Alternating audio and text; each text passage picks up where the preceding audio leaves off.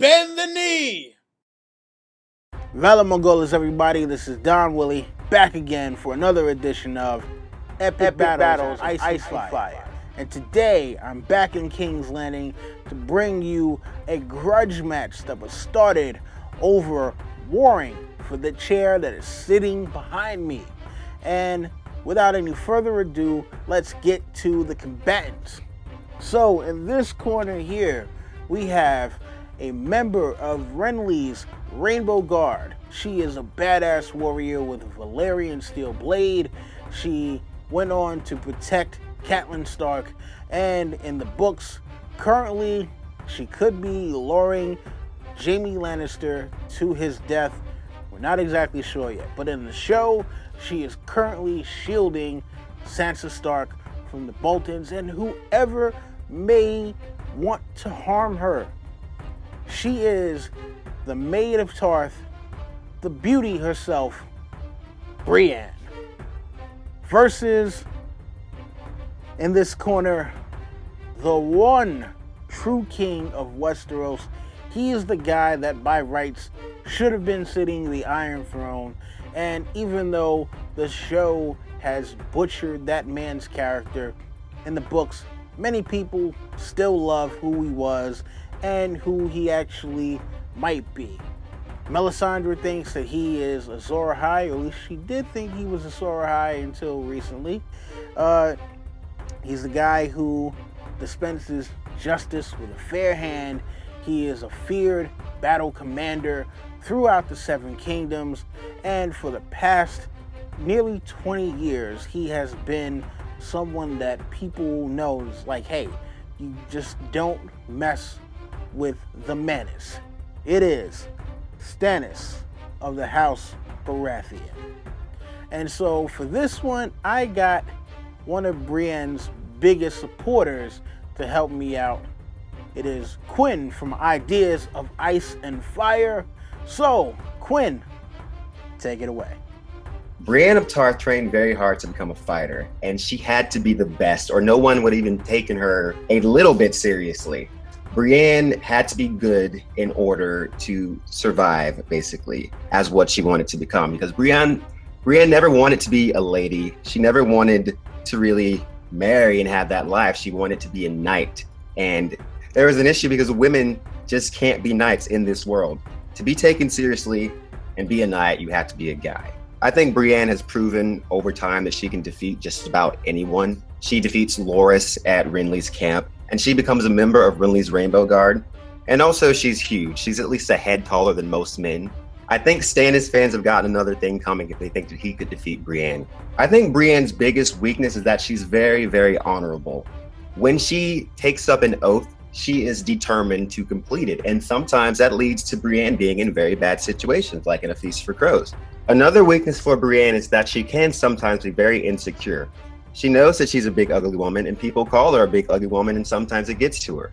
But overall, I think she still has the better chance of winning this one. Stannis Baratheon, the one true king of Westeros. This gentleman has survived many a battle, and even though he may not be known as a great hand-to-hand warrior, he is someone who has commanded troops throughout various battles during Robert's Rebellion, the War of the Five Kings, and most notably, the Greyjoy Rebellion. We know that he was trained by Donald Noy when Donald Noy was the Master at Arms at Storm's End, and this is somebody who, again, he's a feared general. So, you don't get to be a feared general just by barking orders. You actually have to lay down some steel.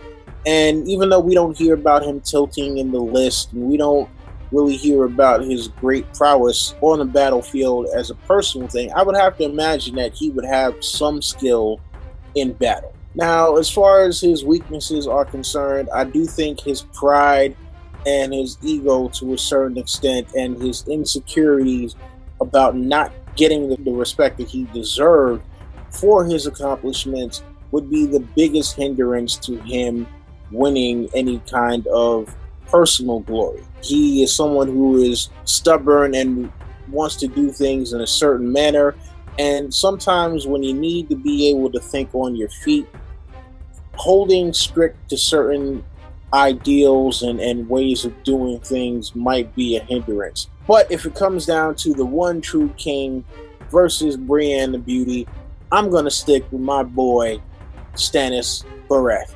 So, Quinn, why is it that you think that Brienne would be able to overcome the one true king of Westeros? Because I think Brienne is a better fighter. Brienne is probably taller than Stannis. I mean, do we know exactly how tall Stannis is? But we know that Brienne is bigger than the average man. People look at her and they go like, oh my God, what a freaking freak of nature. She defeated Sir Loras, who's a pretty good fighter, apparently. I mean, we know he jousts, but, you know, apparently it was such a big thing that she defeated him that Renly made her a member of his Rainbow Guard. Brienne has trained very, very, very hard to become a good fighter, and I just don't think Stannis can beat her. I mean, plus he's old. He's old. She's younger. She's bigger. She's stronger. She's a good sword fighter, as we've seen many times. She stood up against Jaime Lannister. He did have chains, but you know, that's not something that most people can say, even in chains. But Brienne did it. I mean, listen, I understand your faith in Brienne the Beauty, but come on, let's be honest here. Stannis Baratheon was trained by Donald Noy. We saw Donald Noy take out a giant one-handed. I mean, even though he wound up dying, if he can train Robert Baratheon to become a great warrior, I'm pretty sure Stannis Baratheon wouldn't be too bad of a warrior himself. And, I mean, come on, this is a guy who has survived years worth of war. He survived nearly the past 20 years at war. He's been through so many hardships, especially with the siege of Storm's End. You know, if it wasn't for Davos, he wouldn't have got saved. But if it wasn't for his iron will, the will that everyone always talks about, he wouldn't have survived that year for Davos to even be able to rescue him in the first place. Yeah, sure, Brienne beat Loras Tyrell, but come on, let's be honest. Loras is too busy playing games to be taken seriously as a warrior. I mean, at least in my estimation. You know, he's too busy worried so much about the pageantry. He's the guy who would rather win the trophy for the melee than actually go out and win the real battle where you got to kill people in the field. Stannis is all about killing people in the field. We don't hear about him riding in tourneys and doing all that other stuff because that's not where his strength lies. His strength lies in walking up on someone and stabbing them through the chest and watching them fall. If you're going to talk about surviving, I think it's easier for someone like Stannis to survive when he has like a bunch of other swords around him. Brienne survived the King's Road. I mean, and she's a woman, like alone, with a little boy, walking through the Riverlands, walking all through the North. Like during a time where the kingdom is so destabilized that anybody, you could just be like robbed by just like some random band, just killed and raped or whatever. Like she's a woman. I cannot stress how huge that is. The fact that she's a woman. If she was a man, like there would just like we wouldn't even be having this discussion. All right. Hey, listen, you know what? We would still be having this discussion because at the end of the day, she beat an already halfway beaten Jaime Lannister. That is no great feat to beat a weakened Kingslayer. Now, look, we saw her take out Stannis at the end of season 5.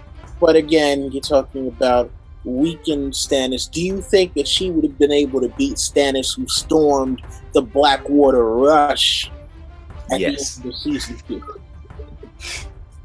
Yes. I just remember the scene where Brienne takes out those 3 guys when Jaime is in chains. She takes them out just so quick. Point me to the scene where Stannis does something like that, and then I get that the guys were probably like drunks or like whatever, but still, 3 dudes just like lightning. Yeah, you know what? I will have to concede that point because yeah, we have not seen Stannis take out three guards, and in fact, he was mortally wounded by two at the end of that episode. So yeah, I mean that's a big one in Brienne's favor right there. But I mean, listen, come on, you know, Stannis has people who believe in him for a reason. He's not just some guy who walked up one day and said, "Hey, I am the king and I'm this great battle commander." You know, he had to earn it. He had to, you know, even though Brienne is a woman, you know, Stannis still had to earn the respect of the men out there. We see, you know, what happens when you claim to be this great leader and you don't earn the actual credentials. Like, look at Mace Tyrell. No one takes Mace Tyrell seriously, even though he thinks he is the shit. Stannis is so concerned with being king that he's willing to burn his own daughter alive. Stannis is obsessed with the idea of being king, and he doesn't care who he hurts in the process. He will kill anybody. Doesn't matter if you're related to you, he'll burn you just because this woman tells him that he's king. Just because this woman tells him that he's destined to be the son of fire and that he's going to save the world. I mean, dude, maybe you have a right to the throne, but are you willing to let so many people die for your right to the throne? Blackwater Bay was terrible. Like, just fire and just death, just like across the entire board. And it's all his fault. It's all his fault because he uses blood magic to kill his own brother, first of all. Kinslaying. He's a terrible person. He knew it was going to happen. I mean, we don't know for sure if he knew it was going to happen, but he's definitely okay with burning his daughter later on. So, you know, he's not a good guy. He's not a good person, if you ask me. Brienne, not only is she a good human being, she's a good fighter. She's determined. She's a survivor. At the end of season 4, I believe, we see Brienne fight the Hound. Now, I know this doesn't happen in the books, but obviously the show writers thought that Brienne was significant enough to stand up to a fighter like the Hound. Now, the Hound is not just like some guy. The Hound is feared throughout all of Westeros. He's one of the greatest fighters just in the world, period. For Brienne to stand up against the Hound, one of the greatest fighters in all of Westeros, is one of the most significant points that I have against Stannis. Stannis could not defeat the Hound. There's no question as to whether or not Stannis could defeat the Hound, because almost no one could defeat the Hound. We don't have a single example of the Hound ever being defeated, not even by his own brother, the Mountain. Brienne is the only person in the entire world that we know of that has ever defeated the Hound in hand-to-hand combat. Even if you don't want to consider the fight with the Hound, you have to consider the fact that she managed to kick everybody's ass throughout all of the Feast for Crows. Every threat that she was put up against, she got past. Even Stoneheart, because we see her in A Dance with Dragons. Man, you know what? Man, you know what? It is very hard to argue against that one. I mean, you know, she was kicking ass and taking names, and yeah, you know, as much as we do know Stannis as a battle commander, we don't know about his one-on-one, hand-to-hand combat skills. And yeah, you know what? I'm pretty sure most people would agree that Stannis against the Hound probably wouldn't end up well for Stannis. So, although he is the one true king of Westeros, it appears that in a battle against Brienne the Beauty, that the winner for this one is going to be Brienne of Tarth. And please don't lambast me and thumbs down the shit out of this video, Stannis fans. Seriously. Stannis, the king that casts no shadow because he burned his own daughter. True indeed. Now, I knew there was going to be some contention about who should win this one. I mean, look, you know what? They were both in the right to a certain extent, right? Brienne was supporting the person who has been kind to her and has actually looked at her as an equal for the most part for many a year, and she was protecting the man that she thought best would rule the Seven Kingdoms. While Stannis is the guy who, by all rights, should have been the king of the Seven Kingdoms, no questions asked. But if you're going skill to skill, hand to hand, look, we just see Brienne do a lot more work than Stannis on that account. So, I mean, look, Stannis fans, don't kill me here. But if you're talking about head-to-head, one-on-one combat, I think Brienne would have to get it. So, you guys let me know who you think should have won this one. And I will be back with another one as soon as possible if this damn thing that is recording doesn't screw up on me again. All right. Anyway, thank you again to Quinn from Ideas of Ice and Fire for participating in this one. And look, you guys already know the deal. Rate, comment, subscribe, share, tell your friends. Come back for more. That's been my time. And this is Don Willie saying, Valid the Iris.